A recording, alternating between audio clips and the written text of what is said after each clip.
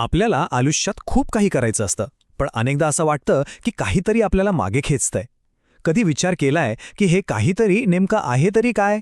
हे आहे आपलं अवचेतन मन, जे आपल्या नकळत आपल्या सवयी आणि श्रद्धा नियंत्रित करतं. आज आपण स्वयंसंमोहन आणि सकारात्मक प्रतिज्ञा वापरून आपल्या मनातील या खोलवर रुजलेल्या विचारांना कसं बदलू शकतो हे समजून घेणार आहोत. तर आज आपण काय काय बघणार आहोत. सगळ्यात आधी आपल्या प्रगतीतला तो न दिसणारा अडथळा कोणता आहे ते ओळखू. मग आपल्या अवचेतन मनाचं दार कसं उघडायचं ते पाहू आणि आपला मानसिक कोड कसा बदलायचा ते शिकू. हे सगळं करण्यासाठी एक सोपी पद्धतही आहे. आणि हो, सगळ्यात महत्त्वाचं, याचा काही वैज्ञानिक पुरावा आहे का हे सुद्धा बघूया. चला तर मग आपल्या प्रवासाच्या पहिल्या टप्प्यापासून सुरुवात करूया, न दिसणारा अडथळा. कारण कोणत्याही बदलाची सुरुवात ही समस्येला ओळखण्यापासूनच होते, आणि आपल्या बाबतीत ती समस्या आपल्याच विचारांमध्ये दडलेली आहे. एक मिनिट थांबा आणि प्रामाणिकपणे स्वतःला विचारा की आपली ध्येय गाठण्यापासून खरंच काय थांबवतंय. आपण अनेकदा बाहेरची कारणं देतो, परिस्थिती, लोक, नशीब, पण खरा अडथळा तर आपल्या आतच असतो, नाही का? आणि हाच तो अडथळा आहे ज्याला म्हणतात मर्यादित विश्वास किंवा लिमिटिंग बिलीफ्स.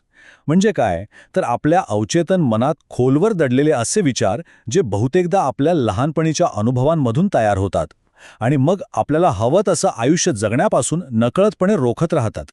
हे बघा, हे आपल्या मनातलं एक युद्धच आहे. एका बाजूला विचार येतो, मी हे करू शकत नाही किंवा माझ्यात तितकी हुशारी नाही, आणि हे विचार आपल्याला खाली खेचतात. तर दुसऱ्या बाजूला एक आवाज असतो, माझ्यात प्रचंड आत्मविश्वास आहे, मी हे करू शकतो. आता आपलं आयुष्य यातल्या कुठल्या आवाजाला आपण जास्त ऐकतो यावरच ठरतं. बरं, मग या नकारात्मक विचारांना बदलायचं कसं? यासाठी आपल्याला थेट आपल्या मनाच्या कंट्रोल रूममध्ये जावं लागेल, म्हणजेच अवचेतन मनात. आणि त्याची किल्ली आहे स्वयंसंमोहन. चला समजून घेऊया हे नेमकं काय आहे. स्वयंसंमोहन म्हणजे काही जादूटोणा नाहीये बरं का. ही एक अगदी नैसर्गिक अवस्था आहे.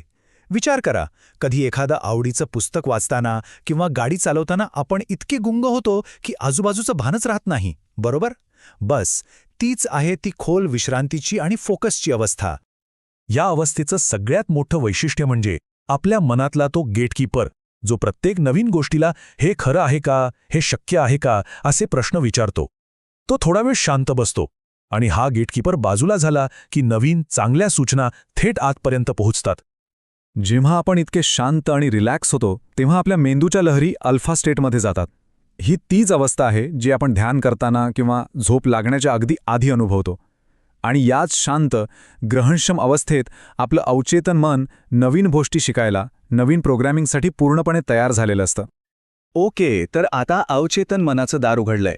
पुढचा टप्पा म्हणजे आतमध्ये योग्य मेसेज पाठवणे. आणि इथे एंट्री होते सकारात्मक प्रतिज्ञांची, म्हणजेच अफर्मेशन्सची. ही कॉम्प्युटरची उपमा ना एकदम परफेक्ट आहे. विचार करा, स्वयंसंमोहन म्हणजे आपण आपल्या कॉम्प्युटरचा सेफ मोड किंवा इन्स्टॉलेशन मोड ऑन केलाय, जिथे आपण सिस्टममध्ये बदल करू शकतो. आणि सकारात्मक प्रतिज्ञा म्हणजे तो नवीन पॉझिटिव्ह सॉफ्टवेअर जो आपण आता इन्स्टॉल करणार आहोत. पण ह्या प्रतिज्ञा कशा असाव्यात? प्रसिद्ध थेरपिस्ट मरिसा पियर 3 सोपे नियम सांगतात. पहिला, नेहमी वर्तमान काळात बोला, मी बनेन नाही तर मी आहे, कारण अवचेतन मनाला फक्त आत्ता कळतं. दुसरा, असे शब्द वापरा जे तुमच्या डोळ्यासमोर चित्र उभं करतील. आणि तिसरा, जो सगळ्यात महत्त्वाचा आहे, रिपीट रिपीट रिपीट, सतत पुनरावृत्ती करा. आणि हो, एक खूप महत्त्वाची गोष्ट लक्षात ठेवा, आपल्या अवचेतन मनाला नाही किंवा नको हे शब्द कळतच नाहीत. ते फक्त चित्रांची भाषा ओळखतं.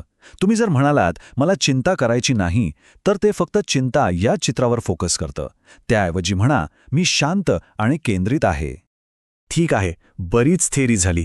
आता हे सगळं प्रत्यक्षात कसं करायचं ते बघूया. स्वयंसंमोहन करण्याची एक इतकी सोपी पद्धत आहे की कोणीही करू शकतं. ही आहे मरिसा पियर यांची फेमस 5 स्टेप मेथड. स्टेप 1, डोळे वर, जसं काही तुम्ही तुमच्या भुवयांमध्ये बघताय. असं केल्याने तुम्ही आपोआप अल्फा स्टेटमध्ये जाता. स्टेप 2, 3 खोल आणि संथ श्वास घ्या.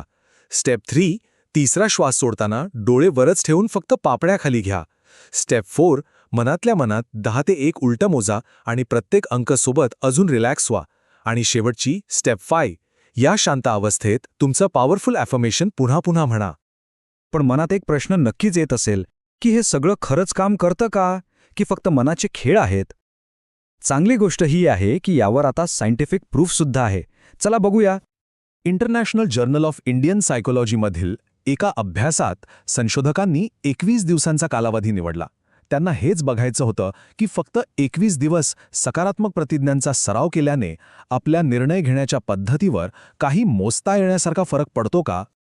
तर या अभ्यासात 50 लोकांना घेतलं आणि त्यांना 21 दिवस रोज सकारात्मक प्रतिज्ञा प्रॅक्टिस करायला सांगितल्या आणि मग त्यांच्या निर्णय घेण्याच्या शैलीत काय बदल झाला हे तपासण्यात आलं. आणि जे निकाल आले ते खरंच थक्क करणारे होते. बघा, फक्त 21 दिवसात विचारपूर्वक निर्णय घेण्याची क्षमता तब्बल 65% वाढली. एवढंच नाही तर निर्णय टाळायची सवय 50% कमी झाली आणि घाईघाई निर्णय घेणं 40% कमी झालं. याचा अर्थ काय होतो? सरळ आणि सोपा अर्थ हा आहे की ही टेक्निक फक्त फील गुड फॅक्टर नाहीये. सकारात्मक प्रतिज्ञा वापरून अवचेतन मनाला रिप्रोग्राम केल्याने आपल्या विचार करण्याच्या पद्धतीत ठोस आणि मोजता येण्यासारखे सकारात्मक बदल घडतात. तर आता हे ज्ञान तुमच्याकडे आहे.